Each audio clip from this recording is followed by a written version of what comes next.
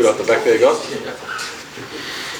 We're good. Okay, awesome. Thanks everyone. Josh Hazlewood, 5 wickets today or in this innings to chat to everyone today. Mike's on either side. Let us know if you have a question. Down the back, yeah. Hey Josh, congratulations on the 5. In terms of the match, it's a tough position at the moment. Can Australia still win this test? That's probably the mindset that we'll have. Obviously we're a long way behind, as you can see on the scoreboard, but we'll just slowly spend the next 2 days trying to grab back a little bit of momentum. We're obviously well behind, it's easy to see that, but that's still the mindset I think of all the time when you're playing cricket, yeah.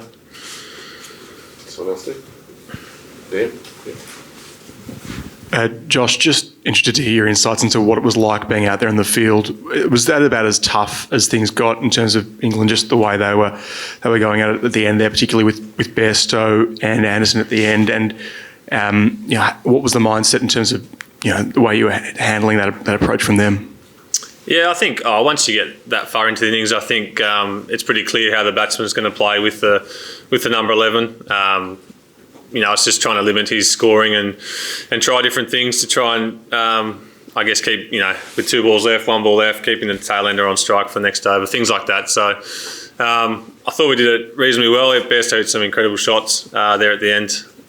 So credit to him, and a bit unlucky to be stuck on 99. But those situations are pretty tough. We're seeing it more and more, I think, these days with how good batsmen are in T20 and one-day cricket, that we're seeing this a lot more happen almost every innings. So it'd be nice to have 2 tail enders out there. Josh, can I ask you about your mental approach for the next 2 days as a team? Like, do you sort of, I know it's easiest, like it feels like it's something that's easier said than done to say you want to turn up to play when obviously, rain would probably be a better result for you over the next couple of days. So how do you actually get your brain to, switch on to wanting to play cricket the next 2 days and expecting to play? Yeah, it's probably more obviously the guys who are in the next few guys. The bowlers are probably thinking we can do our job if we're out there with the batter. But obviously it's the guys in the next couple, so they'll just focus, I know it's cliche, but it's the next ball, it's the next over, it's getting through a good spell from whoever it is, and rain may play a part, may not, so you can't, focus on that. But yeah, it's just taking it 1 ball at a time, basically.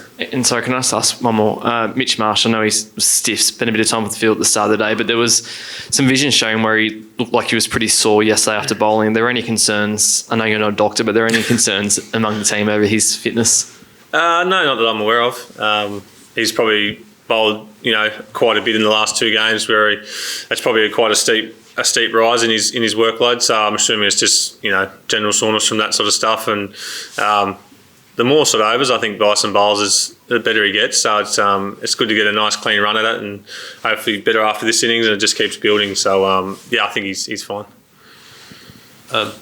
Josh, just picking up on the approach over the weekend, I know you said a couple of minutes ago that the mindset is to win, but given the fact a draw sees you retain the Ashes, how pleased would you be to see the Manchester rain arrive over the next couple of days? I'd be very pleased. It's obviously forecast, but forecasts can change all the time. Obviously rain and light plays a big part in cricket and has done forever. It'd be great to lose a few overs here and there and make our job a little easier of hanging in there, and it's pretty obvious. Josh, you kind of spoke there about bowling to a guy at the end when they're batting with the tail. You've seen it a lot with, you guys have been through it a lot with Stokes, right? Do you need to rethink your tactics in terms of how you approach it? Do you need to attack maybe more on the 3rd or 4th ball of the over, bring fielders up? Have you kind of thought about that? Yeah, it probably, again, it always depends on the state of the game as well, I think. Whether you just bowl wide and down leg and really stop him from scoring, or do you try and roll the dice and bounce him and try and get a wicket that way, or keep bowling hard length and hopefully one goes up the chute. So, in the end of the day, you sort of got to get everyone out, but are there times where you potentially could go just bowl away from him the whole time? I think there's a time to do both, and it's probably just weighing that up of when to do that. And obviously with the over count or the ball count to try and get number 11 on strike, we saw probably a new tactic again today of running on bounces or running through to the keeper. So yeah, everything seems to be open these days to do, and everyone keeps changing. Josh, it's not often that Cummins, Stark, Hazlewood are hit for 393 runs in a single innings in a Test match. What was it like to actually be on the receiving end of Bazball in all its glory? Because you've probably never been on the receiving end of anything like that in a Test match, have you? Probably not at that run rate. I imagine a few games against India, potentially on some flat wickets, we've gone the journey as well. So nothing too new for us, I guess. It was probably just the run rate. It was what it was. It was pretty special knock from Zach, and a few others as well. Obviously Johnny and Rudy as well. So yeah, with the state of the game was they were well ahead and they took full advantage. And we could have been better in patches throughout the innings, and with a bit of luck we might have been, but that's not the case. So we'll have a look at that and learn from it again. On the right here. Josh, you played a lot of cricket with Pat Cummins, and you've now seen him captain for the last 18 or so months from up close. Just the last 2 days, like how difficult have they been on him, and what did you read from his performance and just how he was body language wise and overall? Yeah, I think obviously again it's a good learning experience. He hasn't been captain for a long period of time, and it probably we've probably had the better rub of the greens for the whole period he's been captain, for most of it actually. So again, learning experience, and he'll no doubt sit down with the coaches and go through a few things. But he's a very quick learner, and hopefully it doesn't happen again. But he's in those positions. He's still very calm.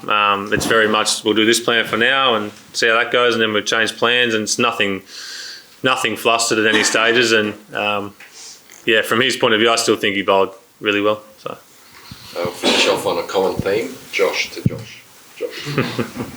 Hi, Josh. Your wicket yesterday of Joe Root. Can you talk us through that, and how is the pitch playing at the minute? The pitches. I think we saw this afternoon that a few shot low. I think one from Brody potentially. The wicket was just probably back of a length, if anything, and it just didn't bounce at all. So I think the wicket's still pretty good. We're seeing a little bit of reverse swing come into it, a little bit from us and more from them today, and a little bit up and down. So it's quite a warm wicket. It feels like it's quite dry. It's probably a almost typical day 4 and 5 wicket coming up, I think. Great. Thanks, everyone. Thank you.